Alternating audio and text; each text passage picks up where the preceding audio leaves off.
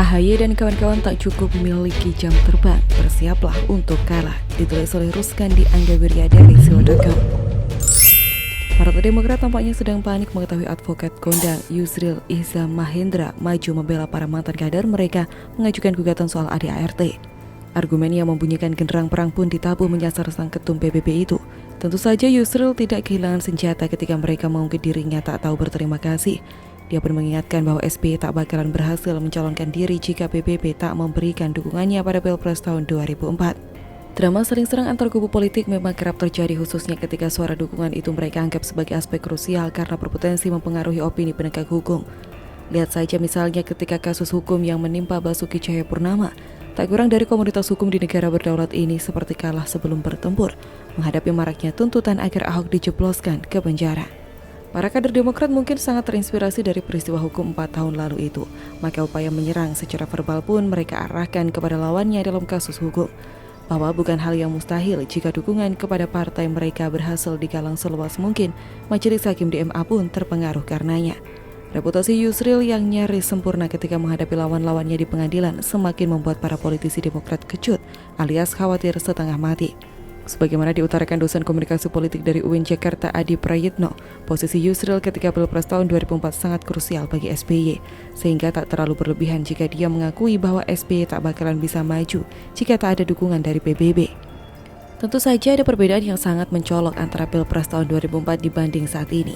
Partai Demokrat kini sedang menuju titik nadir dalam hal elektabilitas, dan hal ini sangat kentara sejak munculnya perlawanan dari para mantan petinggi mereka. Borok-borok di internal partai berlambang Mercy itu seperti semakin melebar, manakala diungkap tentang cacat hukum yang mereka temukan dalam AD dan ART. Hal yang menjadi fokus kita adalah bagaimana sebaiknya menyikapi kasus hukum antara PD dengan para mantan kadernya. Tentu saja kita perlu melihat rangkaian manuver para petinggi mereka sejak jauh hari sebelumnya. Jejak digital SBY sendiri kini kian merebak karena ketika kasus pidana yang menimpa para mantan petinggi partai, dia seperti tak tersentuh. Dan bukan hanya dia, termasuk juga sang putra mahkota.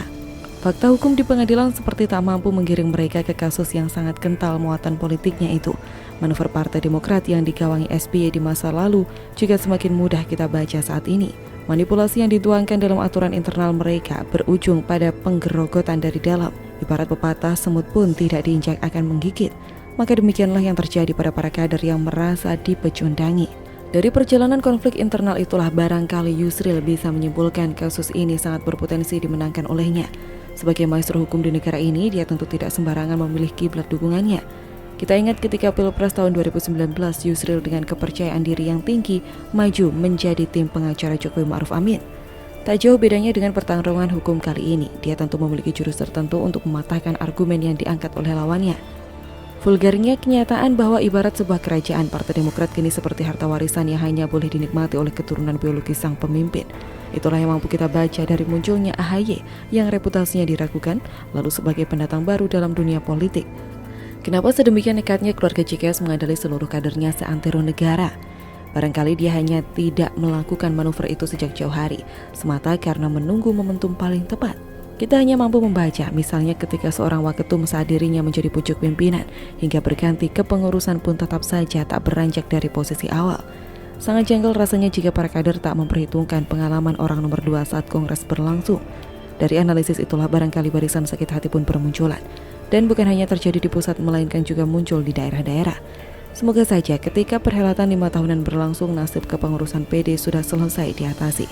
Tentu saja nasib partai ini pun sangat tergantung kepada penyelesaiannya secara hukum hingga tuntas. Ingin tahu lebih menarik? Yuk simak video selanjutnya. Partai Demokrat dalam bahaya, ditulis oleh Adin di Siwo.com. Politik memang penuh intrik, taktik yang terkadang terkesan keji, tidak ada lawan dan kawan yang abadi. Lawan bisa menjadi kawan, begitu sebaliknya. Orang yang terjun ke dunia politik harus benar-benar siap dengan segala resikonya. Bukan hanya resiko habis uang, bahkan bisa kehilangan nyawa.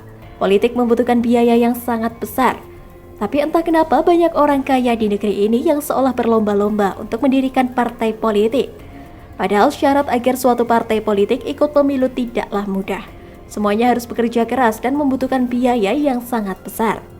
Partai Demokrat merupakan partai besar yang mampu memenangkan pemilu dan mengantarkan kader terbaiknya, yaitu Susilo Bambang Yudhoyono duduk menjadi Presiden Republik Indonesia. Bahkan SBY merupakan presiden pertama Indonesia yang dipilih secara langsung oleh rakyat. Partai Demokrat dulu mendapatkan suara sangat besar.